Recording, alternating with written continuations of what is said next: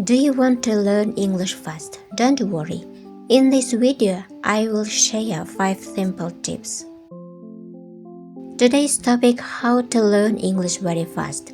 Many people study English for a long time, but still feel shy to speak. Tip 1. Learn new words every day. Start with only 5 or 10 words. Today, tomorrow, important practice.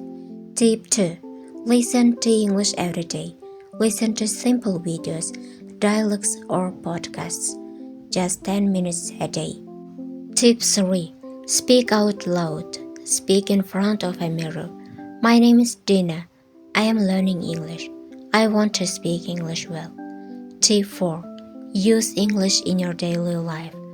Door, window, table, chair, book. Tip 5. Practice every day. 5 minutes new words. 5 minutes listening. 5 minutes speaking. 5 minutes writing. To learn English fast, learn new words. Listen every day.